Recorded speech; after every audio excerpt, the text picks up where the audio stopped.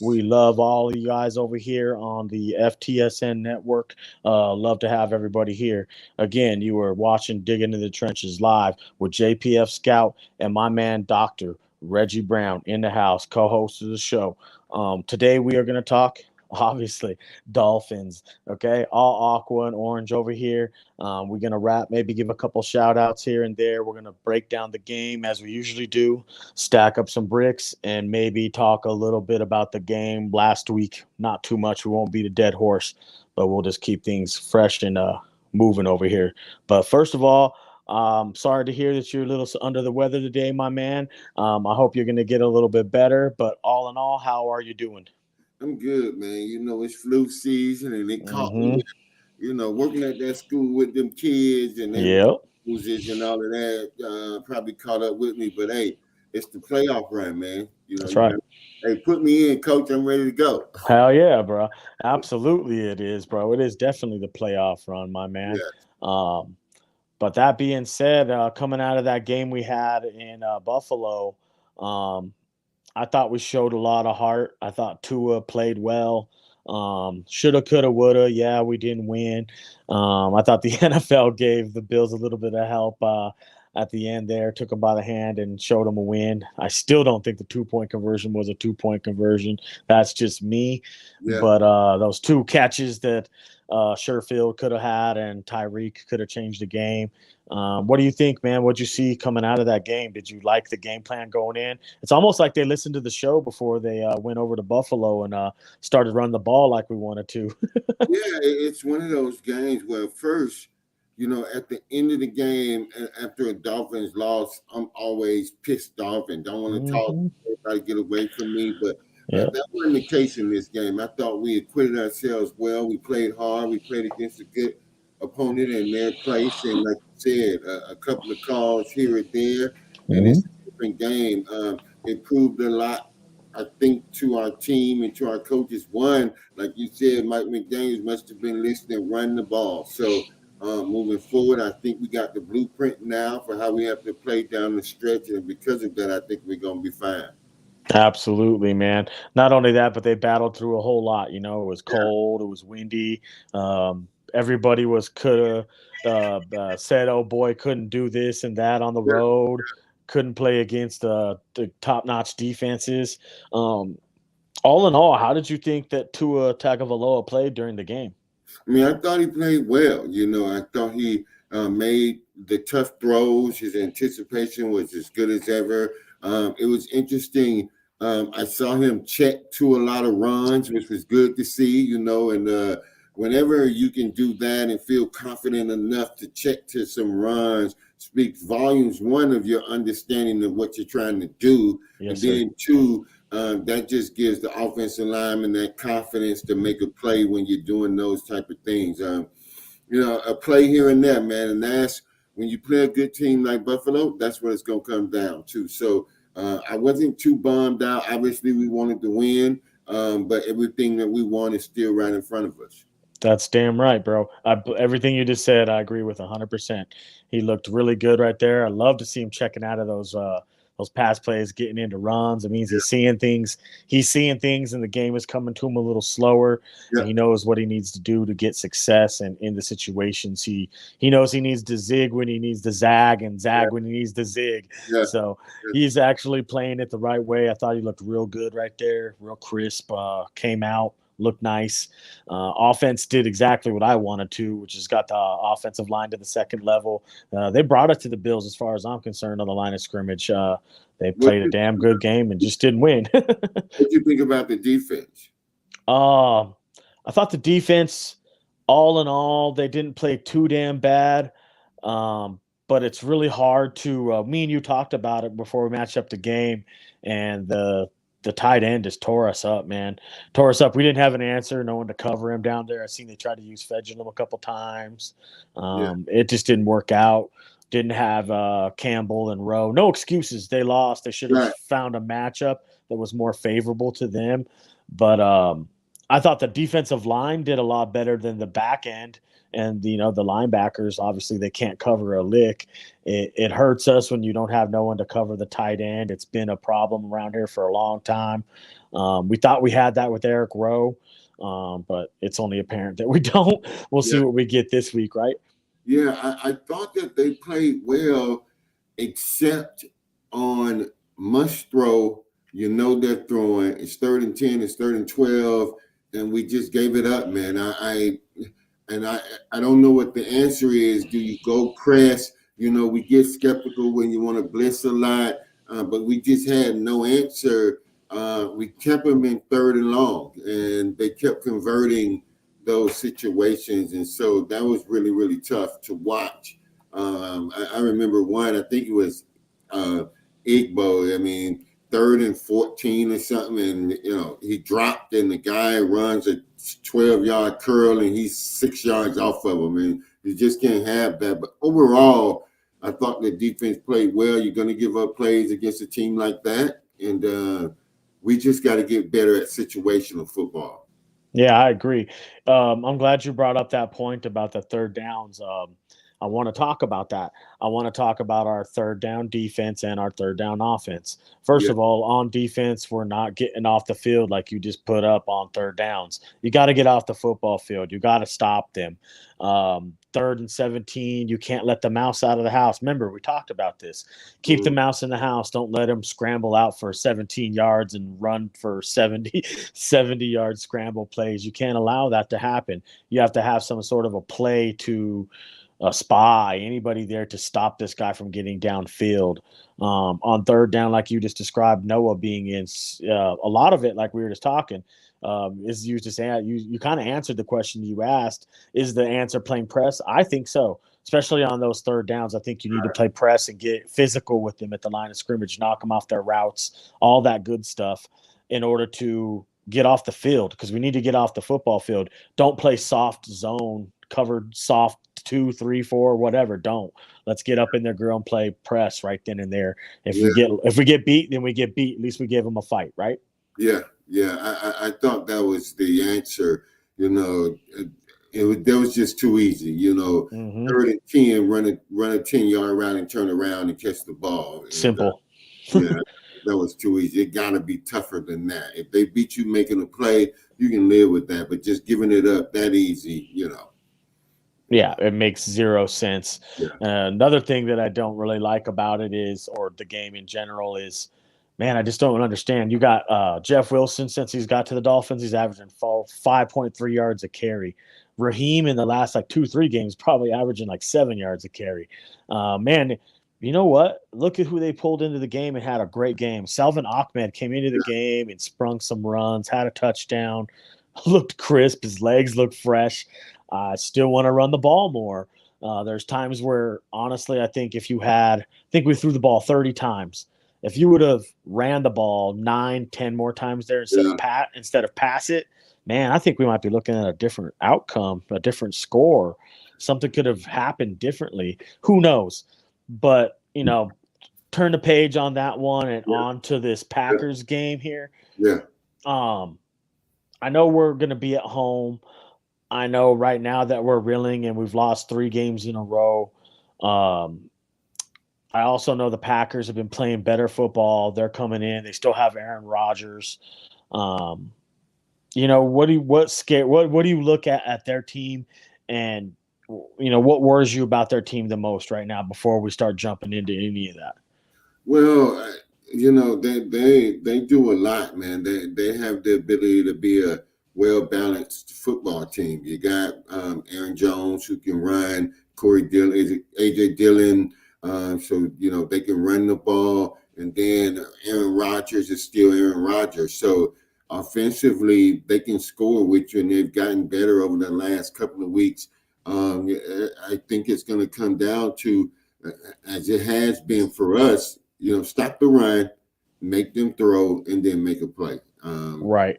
We can't let them get off running, and I don't suspect they will. We've been able to control the run for the most part this year. So control the run and make a play every now and then. Every now and then, you're not going to shut Aaron Rodgers down. The young receiver Watson is a beast. Hmm. He's getting better every week. You got the veteran Cobb. So they got some playmakers out there. But I don't think overall they have more than we do. And I think that's what it comes down to. And we'll see what happens when we stack the bricks. But I think overall, it's got a better football team. Absolutely, I agree with that. Um, what was I gonna say, man? Do you think? Do you think that this game is a must-win football game for the Miami Dolphins? You know, to get in the playoffs, we got to win 2 out of the next 3, right? Yep. So to say must win, no.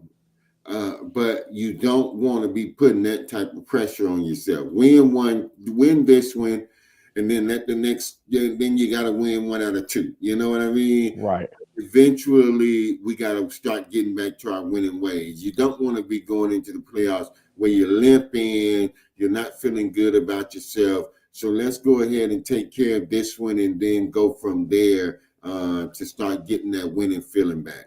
Yeah, I like that. Definitely. Yo, what's up? My buddy Rob, Dolphins Thirsty in the house. What's up, man? Fins up. Love to have you here, man. Thank you. Don't forget to like and subscribe on your way in here. We love having you guys here. We love to have a couple of you on if we can sometime, if at all possible. We get a chance to. Maybe we'd have some of you guys come up and tell us how you feel about your team.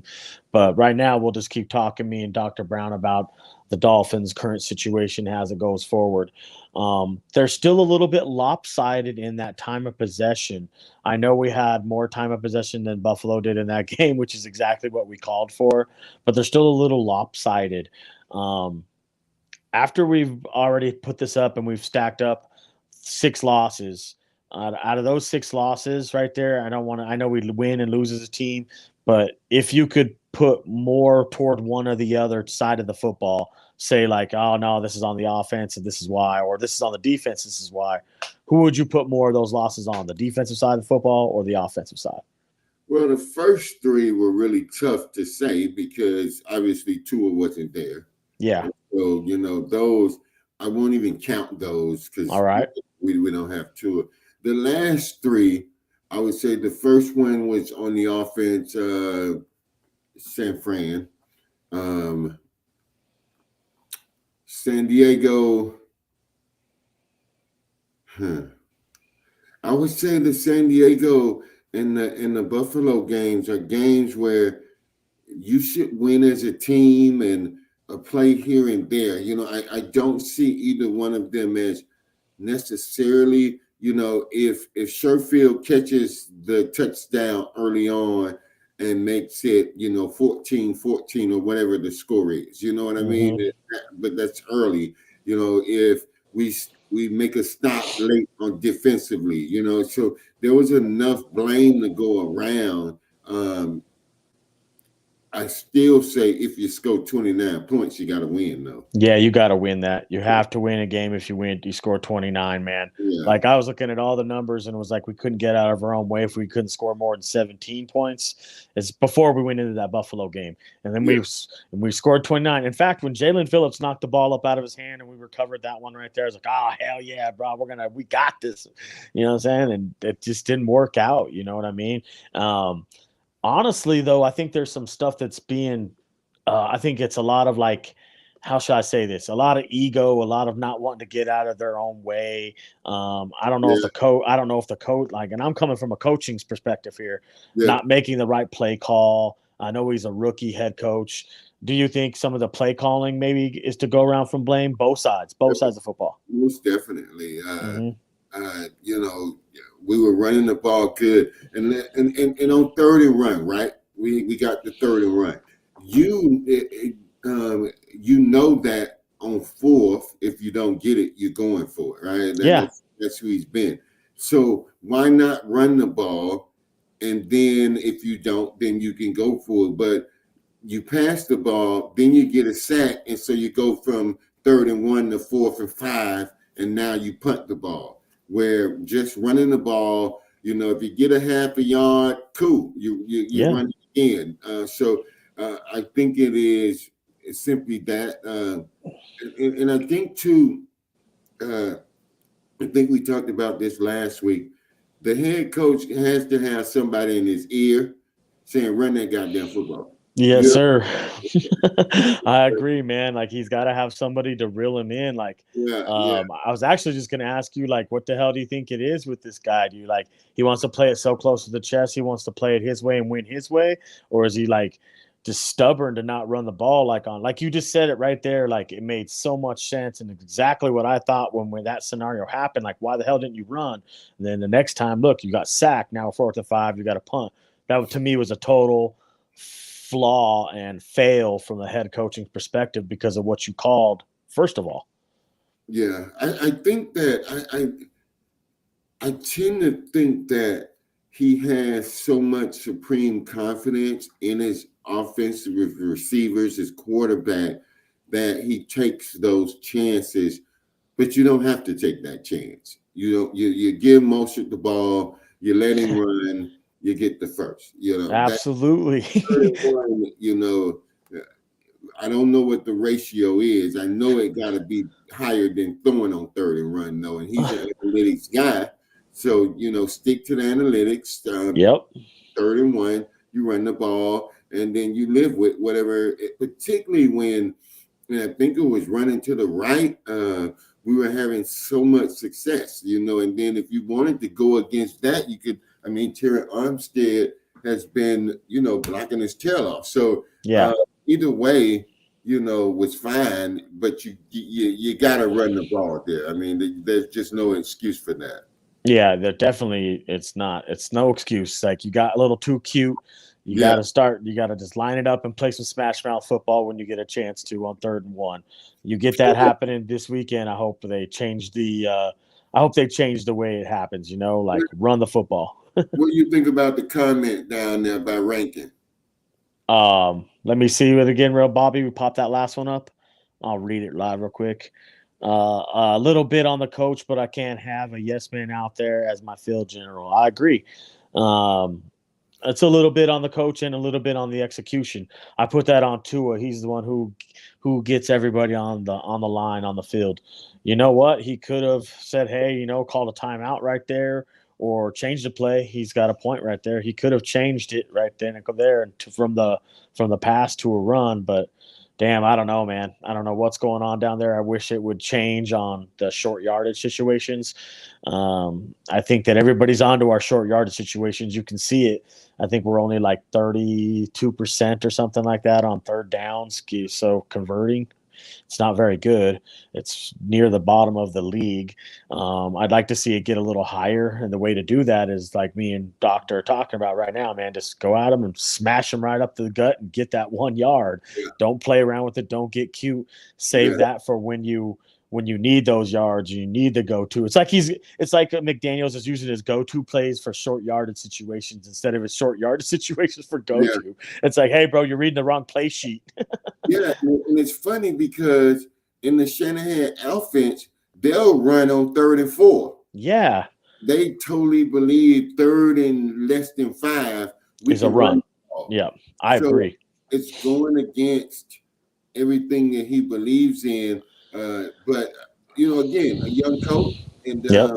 these are things that I'm sure he's going to learn from. I think so. Like, you know what? Real quick. Do you think maybe some of the players' influence is coming from that too? Like, hey, I want the ball right here. Do you think Tyreek's has anything to do with any of the play calls on 3rd and short? Uh, I don't think so. I haven't seen them a lot, on the offense, on the sideline, doing a lot of that stuff. I Me mean, neither. yeah, I don't think so. I think they put it on him to put them in situations, and unfortunately, it just hasn't worked out. Right. So you think basically they're giving them a call and the players are just calling, executing what's called Yeah, I think ultimately that's what it is. or Because trying to execute. it's even been like RPO stuff. Yeah. Like if it was RPO, then you might say Tua made a bad read and should Hmm. have gave it instead of throwing it. But I think a couple of them were just straight drop back, 3-step drop. I know the out, Tyreek was covered. So we just gotta get better in that situation. Waddle should be a Pro Bowler. We've been feeding Tyreek too much. I agree.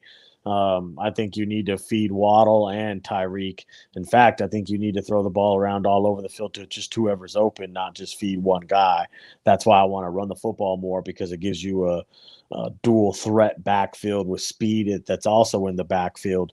So you could kill them numerous different ways when you can run the ball for 180 some odd yards on a fourth Yeah, ranked defense.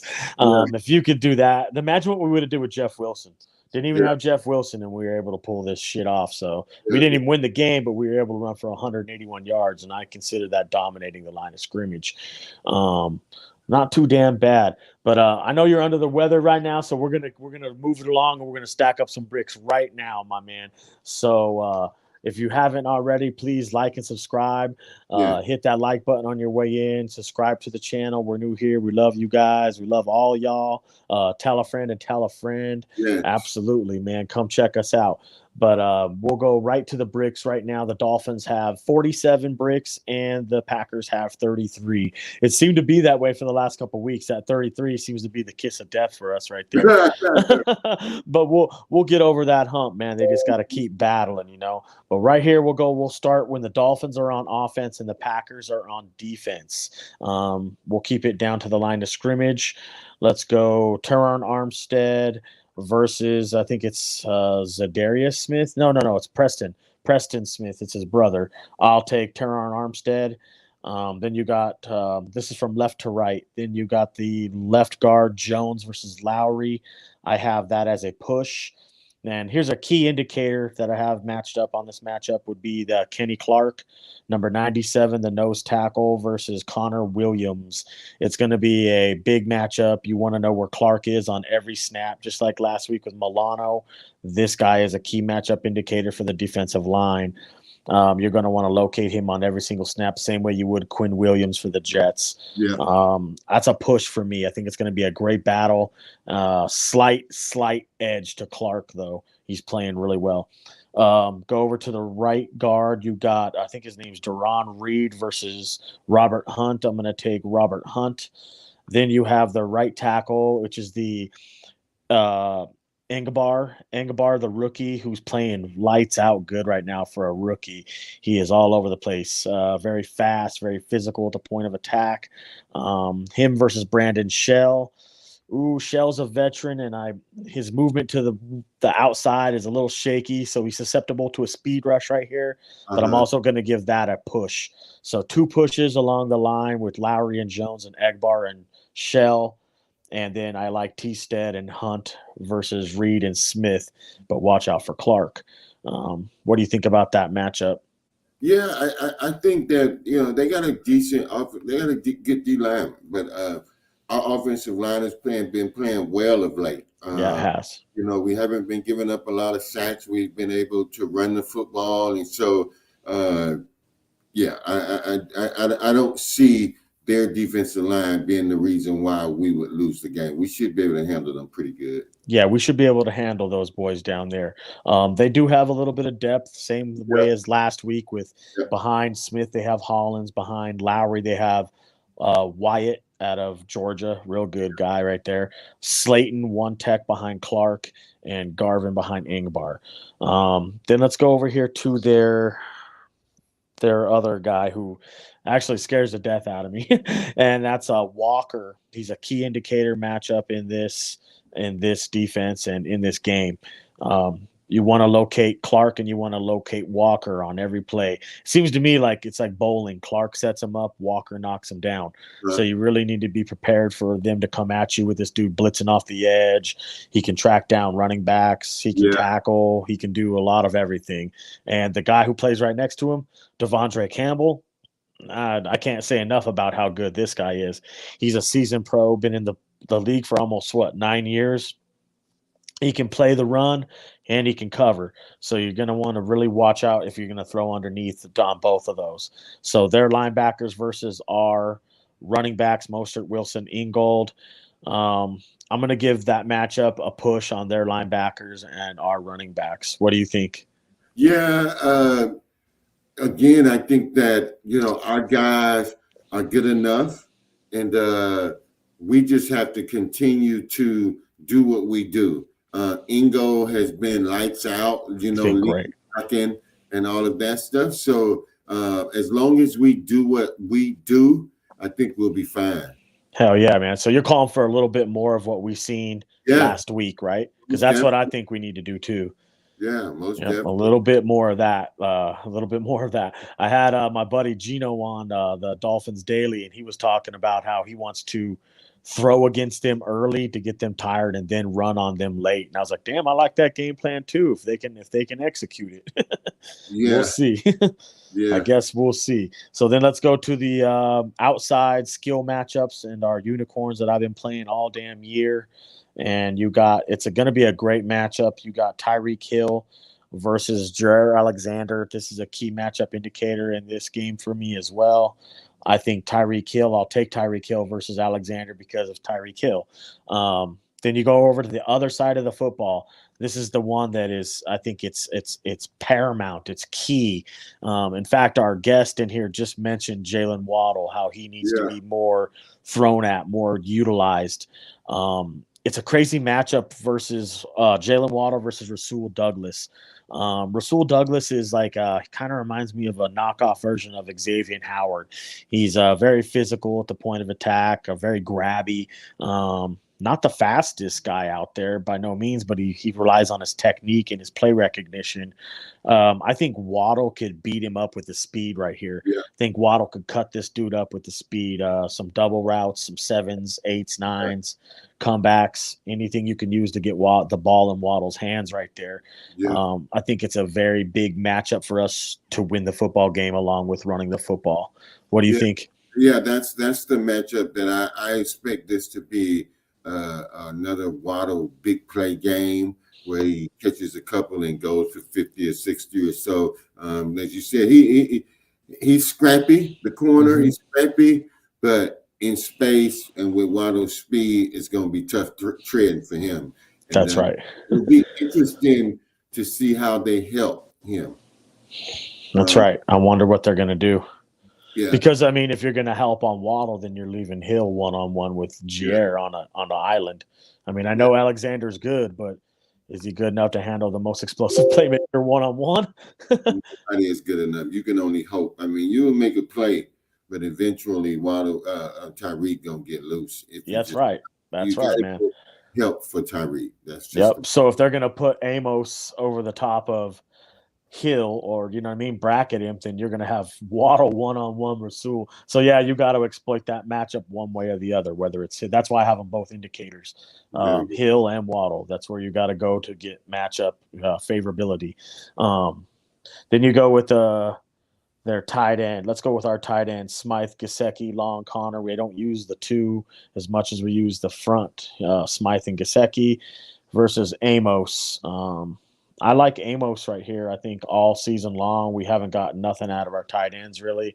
They're not using Gasecki up the seam the way they need to.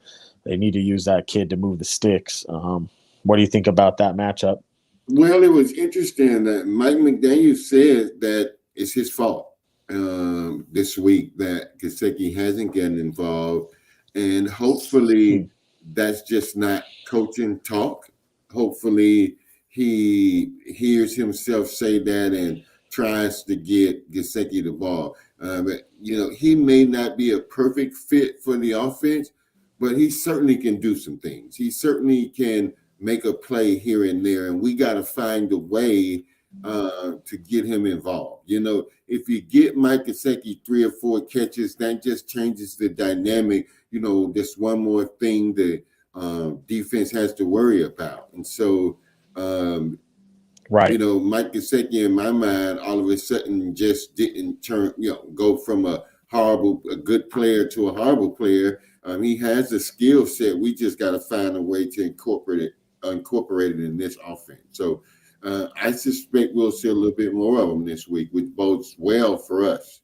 Yeah, let's hope so. Use them up the seam to in the red zone and to Yeah, move the sticks. Then you got the last one, which I'll take. It's Tua versus their free safety Ford. I'll take Tua in that matchup. He's been playing really well. Yeah. Ford is very serviceable, good player, but all in all, I'll take our guy. So all in all, they got 5 marks, like 5 key indicator marks on their defense. We have 5 key indicator marks on our offense. It's kind of a push. So they match up well. We match up well. Let's go ahead and move over to the defensive side of the ball because this gets kind of interesting right here. We'll start down low. Now, this is all going that everybody that we have on the list is playing because I don't know. The last I looked, everybody who was either on the injury list was questionable. That's for both sides, for the Packers and the Dolphins. Everybody's questionable. So Bakhtiari versus Chubb. I'm going to take Chubb. I know he's been getting the service a lot lately, and people talking a lot of crap saying he's not worth the pick. Remember that they're acting as a unit down there. So if Phillips is getting loose, it's because Chubb is taking away a guy or Ingram's taking away a guy, vice versa. All right, moving on to the other side. Wilkins versus Elgin Jenkins, who just got himself a brand new contract on the season. The Packers just paid him a brand new deal. I like Elgin Jenkins' game, but I'm going to take Wilkins right here. Then he's going to get a chance to earn that big contract early. That's right, because Wilkins is definitely going to bring it to his ass. Yeah, that's for sure. Yep. Then you got the nose tech, Raekwon Davis versus Myers out of Ohio State. This kid is good. Long-armed center, very good, scrappy. I'll give that matchup a push. Then you go to this. This is the side I like right here, just like last week. Zach Sealer versus this name ought to ring a bell. John Runyon's son, playing right guard. I will take Sealer in this matchup because he's an absolute freaking animal. Then I'm gonna go to Jalen Phillips versus I think the kid's name is Najmin. I'll take Phillips versus Jaimin right there. This is a game I think Jalen Phillips could literally take over the game, have 2-3 sacks, get his first interception, and possibly, if he's lucky enough, his first ever career defensive touchdown. What do you think about those matchups? Yeah, I think what you said is so true when you start with Chubb, right? That the defense has put so much attention, the offensive line put so much attention on him, and he's still getting close. I mean, he's still getting pressures, but he has allowed Christian Wilkins, Sealer, Raekwon, and then Jalen Phillips to just get those one-on-one matchups, and they're exploiting them. So, yeah, I think he was well worth it. Guys like him, you do everything to take him away, and then you see everybody else eat. So I'm pleased with what he's doing and what he's brought to the team. Yeah, I am too, man. I agree with everything you just said. Like everybody right now is talking about how well Christian Wilkins is playing. He's playing that way because right now, most of the time, he's lined up right next to Chubb. He's taking a lot of that pressure off of everybody down low. Let's not forget, just like last week, we also have that same depth, Ingram behind Chubb, which they can use him to pinch him down low to give a couple snaps just one way or another. Jenkins, but who had a great game. Jenkins behind Davis, Zimmer behind Sealer. Andrew Van Ginkel behind Jalen Phillips. You guys, they are loaded on the defensive line. They can sub these guys in and out, keep them fresh. Yeah. It gives us a factor of an advantage to dominate any football team. But moving forward, I definitely like our defensive line versus their offensive line. I think it's a key matchup indicator in the football game to win. You want to keep Aaron Rodgers second guessing and someone all up in his face all game long. That ought to tie him up right up. Yeah. Let's go outside here. This is huge right now. They match up well. Lazard versus Xavier Howard. I think this is a game Xavier Howard redeems himself. I'm going to take Xavier Howard. And I don't know if this is how they're going to match him up, but this is how I would match him up. Keon Crossing versus Dobbs in the slot. I think that's how they'll match it up. I'll take Crossing, but it's with a slim.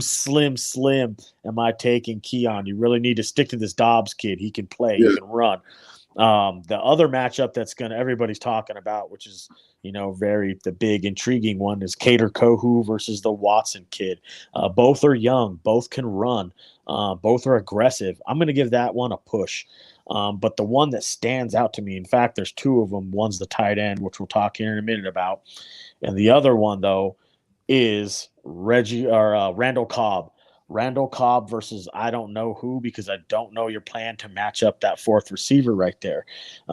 Justin Bethel. You put Noah Igbenogany on Cobb. Oh my God, dude. Cobb's going for 10 Yes. 10 catches and 186 yards and at least 2 tutties. I don't like it. What do you think right there about those matchups? Man, defensive line got to get home. See, our defensive line got to get home. Man, Gotta, this is coming straight out of a former player's mouth, you guys. He's saying it right then and there. Defensive line's got to get home. Noah. I mean, but you don't like to beat down the kid, man. I mean, I know, me neither, bro. I don't like it. But he just looks so bad, man. No, bro, you're not wrong in saying that, dude. He really does look so bad, man. He just looks lost when you put him in zone. You put him in any kind of soft zone coverage, it's over for this dude, bro. He has to play press, like all up in dude's grill, and then he's effective, maybe a little bit. I think though that one of the things that we really have going for us again is Cater and X will handle business. They'll give us some plays. It's the NFL, and they got some good receivers. The key is to, like you said, you can't let them go off though. You can't let somebody have 10 catches for 175 yards. Hell no. And they make a catch, get them to the ground, and play the next down. You know what I mean? And right. I think the key to it is, well, we'll get to this. I know we'll get to that, but a tip ball, a pick, those kinds of things will help us on the back end, and mainly just having that pressure. Aaron Rodgers used to be a guy who would run around and do all of that and do all of this and then find it, and certainly he still wants to do that, but he's a little bit older now and can't do it as well. And so I think the constant pressure. Yeah, the constant pressure will help us. Man, I like what you're saying right there. I think this is coming from a former player, you guys. I think he knows a little bit more than we do about it. That pressure can mean a whole lot for a defense, can't it? It can actually make or break or turn the game for you. Getting your hands up at the line of scrimmage to put them in Aaron Rodgers' face or bat down a couple passes. To have a retrace guy on defense retrace his steps and come back around to try to get a sack because Aaron's scrambling out of the box one way or the other. These are things that you have to have on your football team, and we have them. We have them on our team. We possess them. We can get it. I think it's going to be a long day for Aaron Rodgers. I think they're going to send a variety of kitchen sinks at him and the bathroom sink as well. Some Melvin Ingram sprinkled in next to Chubb and Wilkins, some Andrew Van Ginkel next to Sealer and Phillips. Hell, you can do a lot of things right there. Bust out the old Euro defensive coordinator's protege, but Buddy Ryan's 46 defense, and stand some dudes up to the side and start making them second guess themselves, man. You could get tricky if you really do it. But let's go to this tight ends. This is another matchup that is it's kind of scary because it's like the Cobb one. I think we're gonna have Rowe and Campbell back, but I expect to see Javon Holland in the box just like we did last week a little bit more. So I'm going to go Holland versus Tanya. I'll take Holland. They have Mercedes Lewis has been in the league for 15 years almost. He's a blocking tight end, but he can't catch a pass on you. Watch out down near the line of scrimmage or near the goal line, especially in the red zone. They will throw it to Lewis. Be careful. But the guy who scares me the most, and I don't know what they're going to do with him, he's a matchup nightmare from hell, is the DeGuara kid, tight end DeGuara. When he's on the field and they bring him on the football field, they're going to throw. So when they bring DeGuara out on the football field, they got to have – I want Holland to match up on DeGuara. So if Tanya's on, they bring both of them. They're in a 12 formation. McKinley, you're going to have to take one or someone like that, or Baker, and then DeGuara needs to be covered by Holland. What do you think right there? Yeah, again, when you have those types of players, it just puts you in such a bind. It does. It just puts you in such a bind. But again, I think that this is why coaches get paid. Yeah, that's right. This is why you get the big paycheck, and I suspect, like you said, that Holland will be around the box. He's our best blitzer. He's our best safety cover guy, and so McKinley can probably, it's almost in my mind like flipping McKinley to free and Holland to strong Yep. to some degree, and seeing what that looks like. That the loss of Brandon Jones, it still hurts, man. It still It hurts. is, and that's why you're seeing it. Like, I think that's why we're having the problems we're having, is because as soon as we lost him, we had to have somebody else come into the box, and that's Javon Holland, and that's why his game is not where we all want it to be. But the kid is a warrior, and he's playing through it, and he's actually playing damn well. But let's keep it going, man. Let's keep it going. Here's another key matchup indicator that I know scares you and it scares me, and it's Aaron Jones, and not just.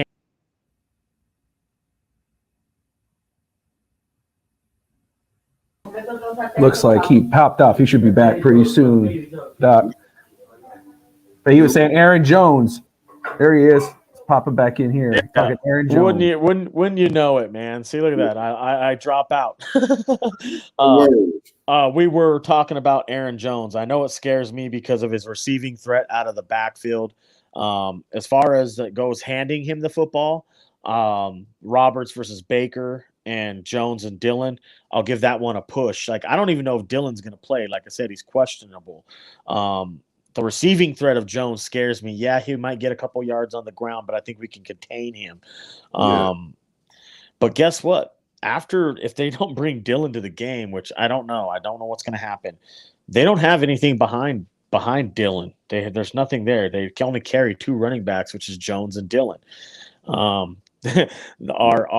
game should be the same way we said, is make him one-dimensional and force them to throw, because I'll be honest right now, you're going to shut down the run, and there's so many things that put us, like you just said, in a bind. Aaron Jones, DeGuara, Cobb, Watson.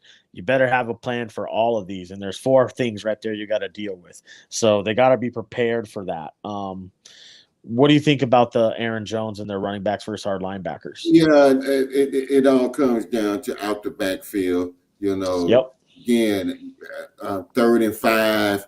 They throw a quick check down to Jones, and he, makes somebody miss and pick up 7 for a first down. We got to control that, get them to the ground. That they won't be able to, run the ball on us consistently. Right.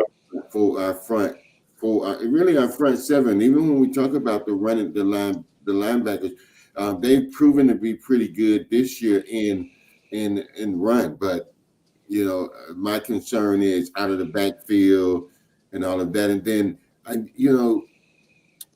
linebackers, Landon Roberts and Roberts and I want Jerome Baker. Yeah, Baker, see if they can get home on some blitzes as well. They haven't been able to get home when we've blitzed them. So hopefully this is a game. If we do some cover 0, they get home as well. Yeah, that could really help us out up front. Yeah. I know for a fact if they put him in the double A gap look and overload Runyon and that Jaiman side right there, that they can get through on that side. That's a good spot for us to maybe try to get home with some blitzes. I'm really worried about, like I said, out of the backfield. It scares the heck out of me. I think they'll have some sort of a plan for that. But after that, man, that'll pretty much do it for the matchups. I think we had 7 indicators and they had 5. So we match up a little bit better defensively than they did against us. Like I said, I think it might be a long day for Aaron Rodgers. I'm expecting Jalen Phillips to have a big day. I'm expecting a defensive touchdown for us, or maybe if we get lucky, even a special teams one. Well, let's go ahead and give the predictions now, and we'll let you get out of here, my man. What do you think's going to happen? I see it 31-27. 31-27 Dolphins, huh? Dolphins. Oh yeah. I love it, baby. You know what? Let me see. I'm going to go. This is going to throw everybody for a loop thinking back. What? You crazy, man. I'm going to go 27-14 Dolphins. 27-14. I'm feeling it. Yep. I'm feeling that they wake up this week. The defense gets one of these turnovers for a touchdown or a special teams touchdown, and that'll give us a little bit better of an advantage right there. But as always, please like and subscribe on your way in here or after you rewatch this episode. And don't forget to hit that like and subscribe button and give us all that love over here. We'll see you guys on the next one. Until then, just keep it fins up, and you have yourself a Merry Christmas there. Merry Christmas. Yep, Merry Christmas to everybody out there, all the Dolphins fans worldwide. And Bobby, you can take us away whenever you're ready, buddy. Thank you, guys. Peace out, man. Let's go, Dolphins. First kick, I snap into action. When I'm digging in the trenches, get dominated off the line of scrimmage. Read and react quick to make it early diagnosis. Hit you with the quick release like Marino Danny dopeness. Explosive change of direction in the true essence of Reggie Bush. From JT and ZT to DVP and AVG. Terminator to a quarterback, Hunter JP. Steve Ross, the boss, King Flow, and card slinging, gambling genius, Slick Chris Greer.